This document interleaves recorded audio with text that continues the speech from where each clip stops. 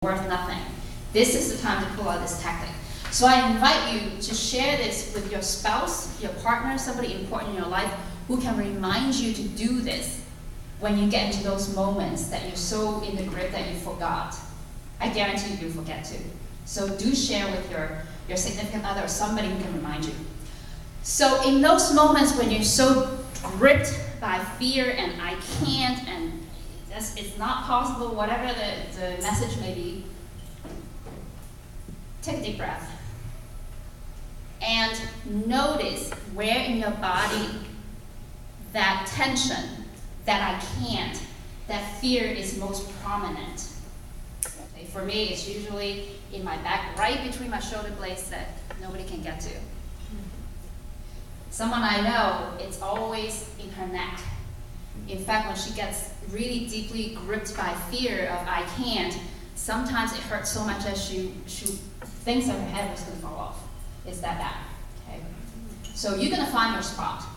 And when you find that spot, imagine that that part that's hurting so much is actually a crying baby.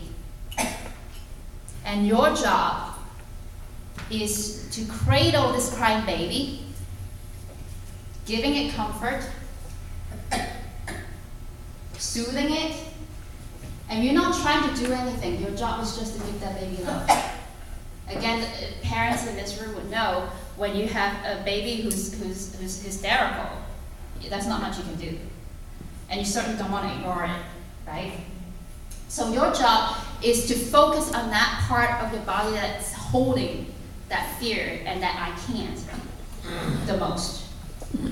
Stay with that, give it love, and then you'll feel that sensation ease in time. And that's a very fast way to get yourself back to your conscious state that you can then do the other things that I have mentioned, like challenge your inner critic. Okay? So this is a tip for when you're really in the grip. Fourth tactic. This is a really fun one. Celebrate, celebrate, celebrate. Now, I mentioned earlier that we have a negativity bias. We need to have a lot of positive experiences to offset the negative bias that we have. And so when you are planning to do something, especially that stretches your comfort, you want to provide evidence to your inner critic to let it know that not only is your safety not threatened, that you're safe, you're actually thriving. So if you're dealing with a big goal, and when we get into the year end and get into the new year, you may be doing business planning. These are long-range goals. You don't want to wait till December 31st, 2013 to celebrate whatever success you've had. In fact, one of the biggest reasons why New Year's resolutions and things like that fail is because we don't provide ourselves the realistic milestones and rewards for achieving them. I mean, there are other reasons too, but that's a different talk.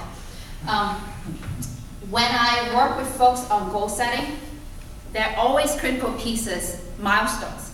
Really important to break it down. And then you want to anticipate what your inner critic might do to sabotage your effort. Okay?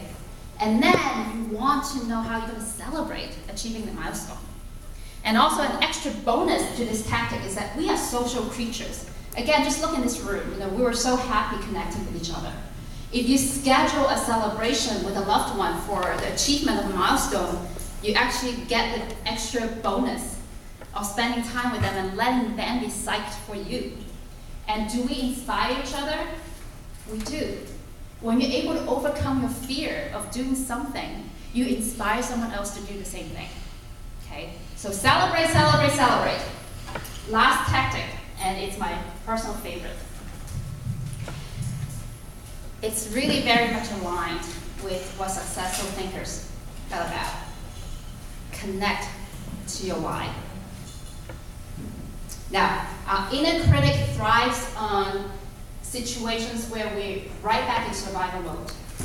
We worry about safety, we worry about paying rent, paying mortgage, paying our bills. It's realistic. We're human beings. We live a physical life. We do have bills to pay. So I'm not here to say that ignore your bills. It's a reality of life. But when you are about to do something that stretches you, really take you out of your comfort zone, again, like when you're planning your business for next year, you do not want to be in the place of survival. I need to get this business so that I can make rent. I need to do this business so that I can pay my car payment, or whatever it is. When you are in the place of wanting to counter inner critic telling you can't, you want to be in the space of, I'm doing this because I love it. I'm doing this because I have this great thing that